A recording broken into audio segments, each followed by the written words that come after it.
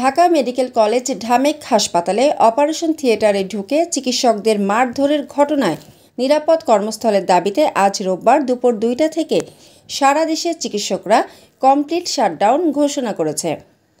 দুপুর 12:30টায় ঢাকা মেডিকেল কলেজের প্রশাসনিক গেইটে ডাক্তার আব্দুল আহাদ এই ঘোষণা দেন। তিনি বলেন, দুপুরে বাগান গেইটে নিজেদের দাবি নিয়ে ব্রিফিং করবেন তারা। এ সময় সেখানে গণজমায়েত ডাকা হয়েছে বলেও জানান এই ডাক্তার। তাদের সঙ্গে সংহতি প্রকাশ করেছেন নার্সরাও। হাসপাতালের জরুরি বিভাগ ও বহির্বিভাগ সহ সব ওয়ার্ডে চিকিৎসা সেবা বন্ধ রয়েছে। এতে হাসপাতালে চিকিৎসা নিতে আসা শত শত রোগী দুর্ভোগে পড়েছেন। বাংলাদেশ ইউনিভার্সিটি অব বিজনেস টেকনোলজির বিইউবিটি আহসানুল হক দীপ্ত নামে এক শিক্ষার্থীর অবহেলাজনিত মৃত্যুর অভিযোগে ঢাকা মেডিকেল কলেজ ঢামেক হাসপাতালে অপারেশন থিয়েটারে ঢুকে চিকিৎসকদের মারপিটের ঘটনা ঘটে।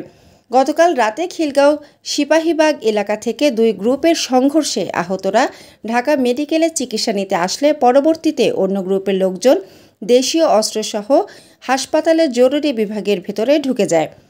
এ সময় হাতে নাতে 4 জনকে আটক করে সেনাবাহিনীকে দেয় কর্তৃপক্ষ।